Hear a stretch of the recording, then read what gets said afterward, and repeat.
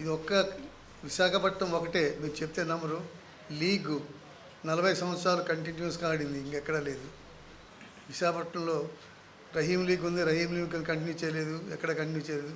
విశాఖపట్నం ఒక్క లీగే కంటిన్యూ చేసి 40 సంవత్సరాలు. మాకు ఏంటంటే ఇది వరకు ఫుట్బాల్ అసోసియేషన్లో పోలా స్టార్ డామినేట్ చేసి ఉండేది.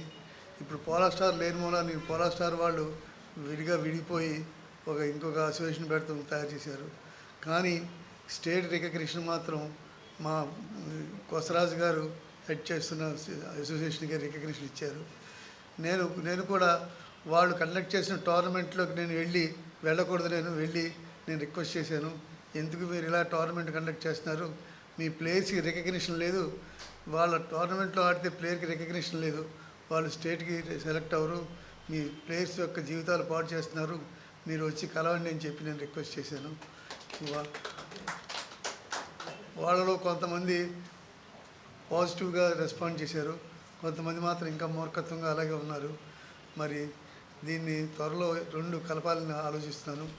దీనికి పత్రికలు కూడా చెప్పాలి, ఎందుకంటే పిల్లలు నాశనం అయిపోతున్నారు అనవసరంగాను. వాళ్ళు అన్రికగ్నైజ్డ్ ఫుట్బాల్ ఆడినప్పుడు వాళ్ళకి స్టేట్లో రిప్రజెంట్ చేస్తానికి వీలుండదు.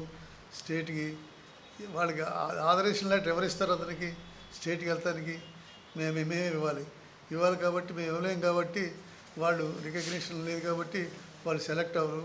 అందుకని మన టాలెంట్ వృధా అయిపోతుంది. అది మీరు స్టేట్లో మీరు పత్రికలో దాన్ని వివరంగా చెప్పినట్టయితే